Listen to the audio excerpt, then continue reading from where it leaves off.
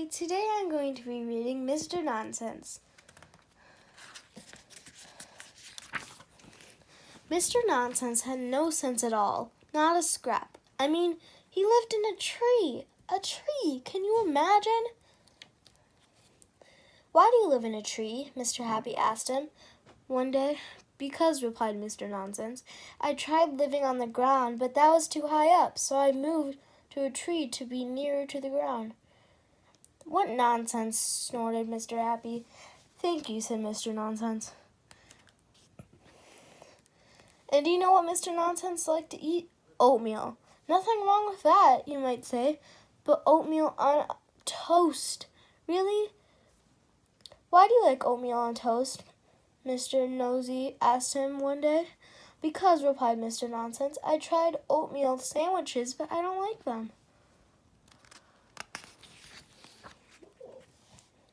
And do you know where Mr. Nonsense sleeps every night? In a rowboat, in his bedroom, in his house, up a tree. Why do you sleep in a rowboat? Mr. Strong asked him one day. Because, replied Mr. Nonsense, I tried sleeping in a motorboat, but it was somewhat uncomfortable.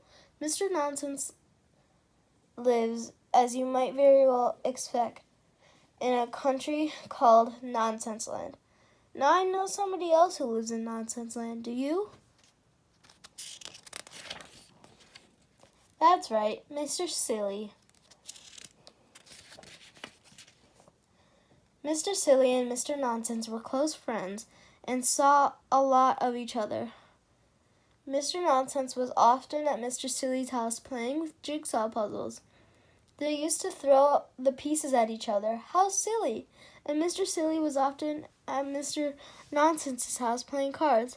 They used to tear him up to see who could get the most pieces out of one card. What nonsense!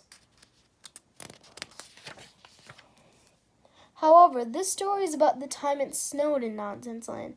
It didn't very often snow, but one winter it did. Now tell me, what color is the snow? No. In Nonsense Land, when it snows, it doesn't snow white snow.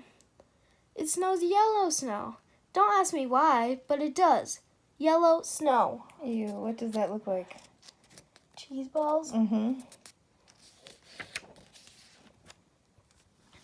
And when Mr. Silly woke up one morning, the whole of Nonsense Land was covered. I say, he said, when he looked out of his bedroom window, snow, and he was so excited he rushed out to Mr. Nonsense's house. That looks so strange. Mr. Nonsense was asleep in his boat. Wake up, cried Mr. Silly. Wake up and come look out the window. Whatever on earth is this, grumbled Mr. Nonsense, rubbing the sleep out of his eyes, and he got up and went to his bedroom window. I say, he said, looking out, custard. That isn't custard, you silly banana, cried Mr. Silly. He rushed downstairs. Come on, he called. And that day, Mr. Silly and Mr. Nonsense had one of the very best days of their lives. They had a snowball fight, and Mr. Silly's snowballs were round.